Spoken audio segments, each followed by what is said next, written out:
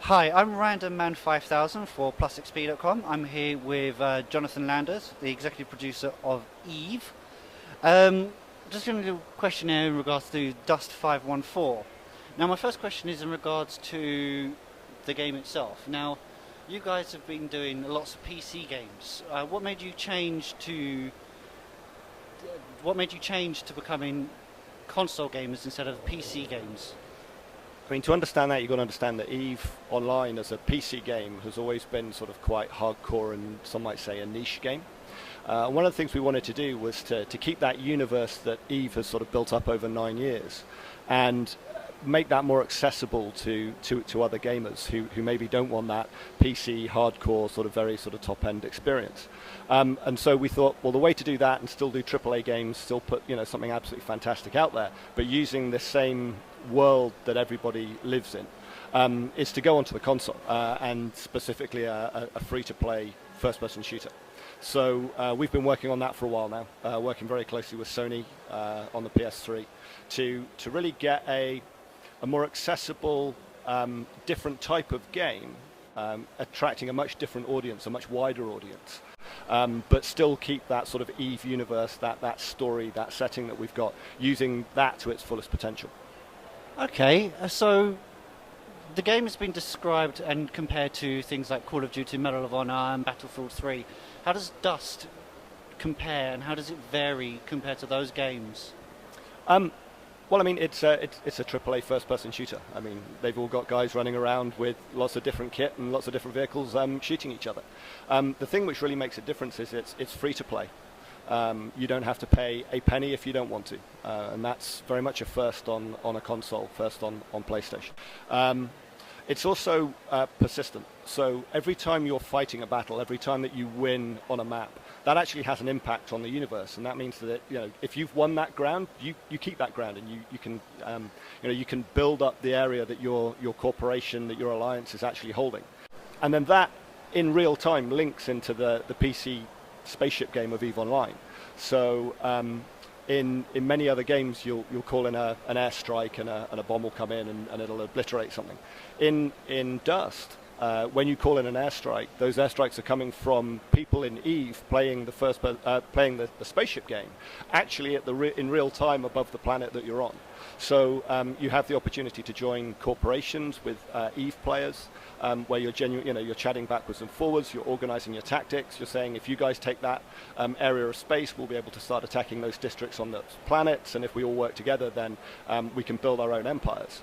So it's a first-person shooter. Yeah, there's a lot of similarities between other ones there, but the free-to-play, the persistent, and the connectedness to EVE Online is really what sets it apart, I think. Sounds fascinating.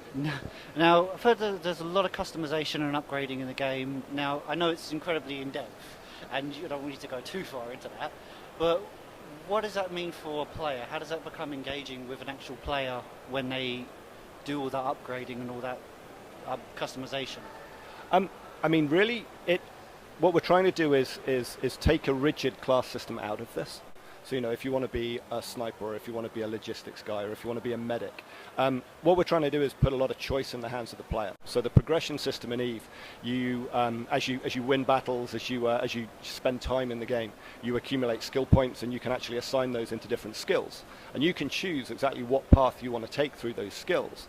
So you might want to be a guy who carries big, heavy weapons around, but you might want to invest in making that guy as fast as possible at the expense of doing something else. I think someone worked out there's over 7 years of real-time playing to do every skill in the game. So there's a huge amount of choice there for players to really tailor the experience to exactly what you want it to be. One of the problems we have is hiding some of that complexity at first, because it can be very daunting when people come in and they're normally used to, I want to be a medic, how do I be a medic? So we're putting things in so that people, as they come into the game, can sort of start off with that idea of a class system, but once they're more familiar with the game and they dig into it, they're actually able to see that every choice is theirs, and they can specifically tune their character to exactly how they want to play.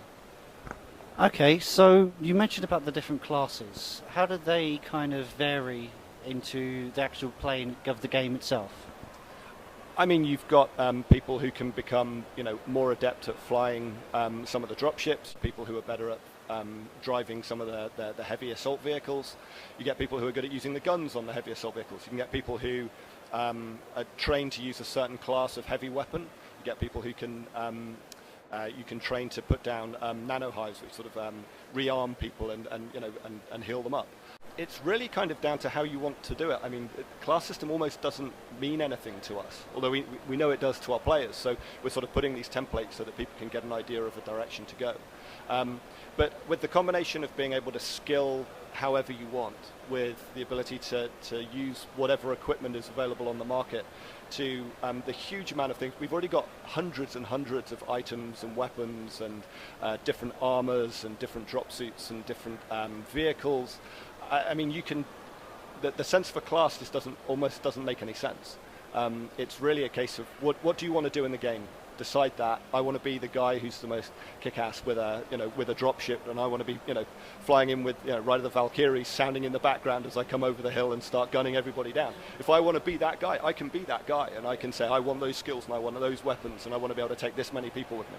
So it's once you've gone through that initial learning process and that sort of introduction to it, really I think that flexibility is one of the things which sets Dust very much apart. Okay, and you tested a beta version of this in August of this year. What have you done to change the difference with the refresh rates and difference with the complexities of the game to what you're demoing today at Eurogamer? I mean, we've actually been in closed beta now since I think December. So we've had a number of builds that we keep on pushing out. The Eurogamer build really has built on a lot of the feedback we got from our beta testers through the precursor release. So we've worked on stability issues, we've worked on the frame rate, we've worked on the actual rendering engine. We've looked at balancing a lot of the items. We've had some really crazy balancing issues. We're looking at making that introduction to the game much more smooth, much easier for players. There's a huge amount of complexity, which I think people will enjoy, but it can be a bit daunting at first. So we've been doing a lot of work around that. I mean, basically just right the way around the piece. I mean, in terms of more maps, more play modes, just more items. The whole piece is just is constantly evolving, and it's really something we've taken out of EVE Online's books. I mean, EVE Online puts out a new free expansion every 6 months.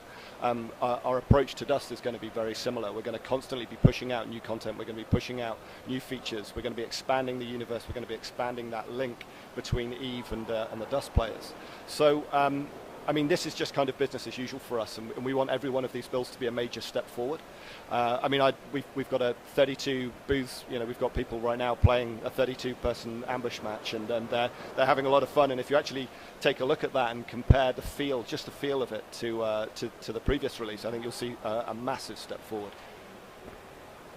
Okay, and one last question: games or pie? Oh, it's a tricky one. If you just use mouse games, you can do both.